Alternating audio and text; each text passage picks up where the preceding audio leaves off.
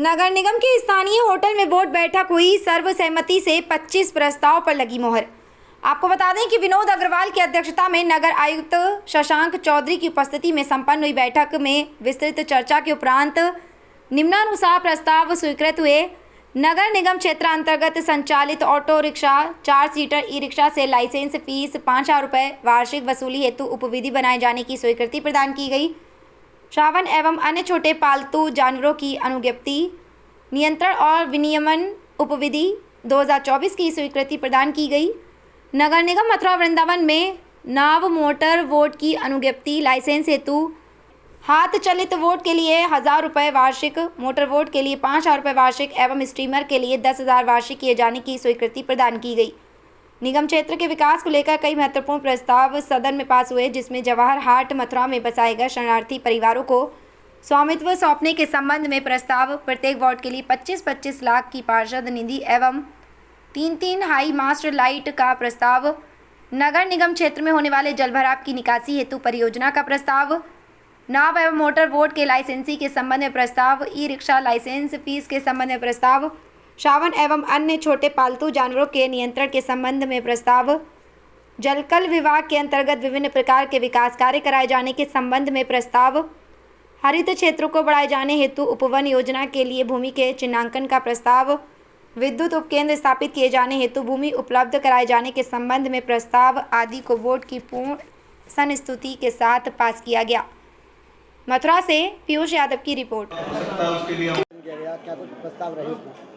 देखिए, मुख्य रूप से शहर के जो विकास से संबंधित प्रस्ताव हैं, जिसमें जलकल के प्रस्ताव, वाटर लॉगिंग के जो प्रस्ताव हैं, जो शासन को हमने कार्ययोजना भेजी है, साथ ही अलग अलग जो टैक्स से संबंधित प्रस्ताव हैं सारे पास हुए। सर्वसम्मति से शांतिपूर्वक बोर्ड बैठक हुई और सभी लोगों ने एक रूप से मथुरा वृंदावन के विकास के लिए और उसके उन्नति के लिए चर्चा की और सारे प्रस्ताव दिए और सारे प्रस्ताव पास किए।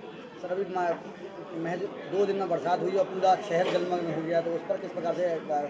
देखिए, मैं अभी पहले भी मैं यही बता रहा था, एवरेज रेनफॉल मथुरा का 14 mm पर आवर है, बट जो अभी 2 दिन में बारिश हुई है वो 64 mm हुई है। तो वो महज 2 दिन बारिश नहीं हुई, वो पूरे दिन बारिश हुई है और वो वेदर डिपार्टमेंट की, मेट्रोलॉजिकल डिपार्टमेंट की तरफ से चेतावनी के तहत बारिश हुई है, जो पिछले काफ़ी समय के बाद इतनी तेज़ बारिश और इतने लंबे समय के लिए बारिश हुई। इसमें मथुरा ही नहीं, बाकी शहरों में भी जलभराव की समस्या आई है और उसके बाद भी आज अगर आप रोड पे निकलेंगे तो आज जो हमारा जो सबसे ज़्यादा प्रभावित भूतेश्वर और नए बस स्टैंड का क्षेत्र है, वहाँ पे आज ट्रैफिक सुचारू रूप से चल रहा है।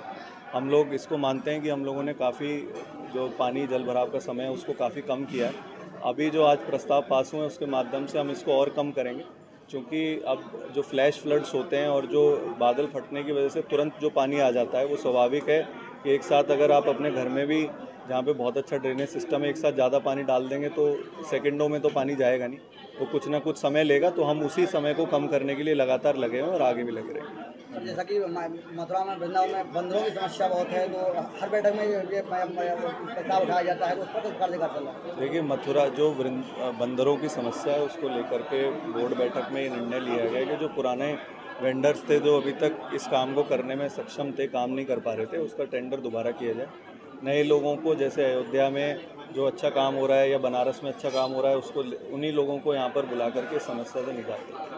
वहीं सर, मथुरा वृंदावन में ई रिक्शा की वजह से सड़कों पर जाम लगा रहता है, ई रिक्शा चालक मनमानी करते रहते हैं, तो उन पर किस प्रकार से लगाम लगेगी? देखिए, वो हमारा काम लाइसेंसिंग का है ऑक्यूपेशन पे, बट उनका जो रेगुलेशन का या उनके द्वारा अगर ट्रैफिक नियमों का पालन नहीं किया जा रहा तो वो ट्रैफिक पुलिस से समन्वय स्थापित करके हमारे ITMS के माध्यम से उनका चालान भी करके, और पुलिस से भी इसमें बात हो रही है। आज ये मुद्दा भी उठा है, SSP साहब से भी इसमें चर्चा करके हम लोग इसका निस्तारण कर रहे हैं। काफ़ी प्रस्ताव पारित हुए, क्या कहें? हाँ, 25-30 प्रस्ताव पारित हुए हैं और उन प्रस्तावों के माध्यम से जो समस्याएं थी उनका निराकरण का पूरा काम कर लिया गया है। अब तक के जो भी समस्याएं थी, और विकास कार्य मथुरा वृंदावन नगर निगम में तेज गति से आगे बढ़ेंगे, ऐसा मेरा भरोसा है और आपको भी, आपके माध्यम से जनता को भी भरोसा दिला सकता हूँ। वहीं जो पार्षद हैं उनके द्वारा ये कहा जा रहा है कि उनकी अनसुनी की जा रही है, उनकी बातों को नहीं माना जा रहा है। उन पार्षदों ने बिल्कुल शिकायत की और आप मौजूद थे, आपने देखा होगा कि मैंने अधिकारियों को निर्देश से सख्त हिदायत दी है कि पार्षदों की बातों की अनदेखी न की जाए। अगर वो अनदेखी करेंगे तो उनके खिलाफ कार्रवाई की जाएगी, शासन को उनके खिलाफ लिखा जाएगा। वहीं शहर में जल भराव की समस्या अधिकतर दिखाई देती है। 2 दिन में बरसात हुई, पूरे शहर जलमग्न हो दिखाई दिया। देखिए, आप भी जानते हैं मित्र कि इस बार जल भराव इतना जल प्लावन इतना हुआ है, बारिश इतनी ज़्यादा हुई है कि मथुरा क्या पूरा भारत, आप किसी भी क्षेत्र में किसी भी शहर को देख लीजिए, वहाँ जल भराव हुआ है। लेकिन यहाँ की मूल समस्या है वो आप भी जानते हैं, मैं भी जानता हूँ कि BSA रोड पर जो जल भराव होता है वो प्रमुख समस्या है। उसका निराकरण हम इस साल में करने जा रहे हैं। 90 करोड़ का हमारा प्रस्ताव सैंक्शन हो चुका है। इस बोर्ड की अनुमति के बाद वो पैसा हमारे पास आ जाएगा और लगभग अगले साल तक मैं मानता हूँ कि जल भराव की समस्या BSA रोड और उससे निचले के क्षेत्र में, नीचे के क्षेत्र में उसका निराकरण हो जाएगा। वहीं देखा जाता है कि वृंदावन में काफ़ी जल भराव रहता है। जी, उसका हम अध्ययन कराएंगे और चिन्हित करेंगे कि उनका कहाँ जल भराव होता है और उनकी समस्या का किस प्रकार से निराकरण किया जाता है। वहीं यहाँ के क्षेत्रीय पार्षदों द्वारा कहा गया कि पहले बंदरों की समस्या थी, अब ई-रिक्शाओं की समस्या आ रही है। ई-रिक्शाओं के लिए हमने रेगुलेशन के लिए आज प्रस्ताव पास किया है, उनको रेगुलेट करेंगे और आप विश्वास रखिए कि ई-रिक्शा को भी हम समस्या का लगभग समाधान करेंगे। मथुरा वृंदावन में बंदरों की समस्या, उसको लेकर क्या कुछ? बंदरों के लिए मैंने बताया कि बंदर पकड़ो अभियान से उसका निराकरण नहीं होता है। नसबंदी का एक हमने केंद्र बनाया है, वो लगभग पूर्ण होने की स्थिति में, और हमारा कॉन्ट्रैक्ट भी डॉक्टर भी आ चुके हैं, कुत्तों के ऊपर वो काम कर रहे हैं। बंदरों के भी वो हमारा केंद्र बनने के बाद बंदरों के लिए भी वो नसबंदी का केंद्र चालू हो जाएगा और बंदरों की समस्या का निराकरण धीरे धीरे होगा, लेकिन हो जाएगा।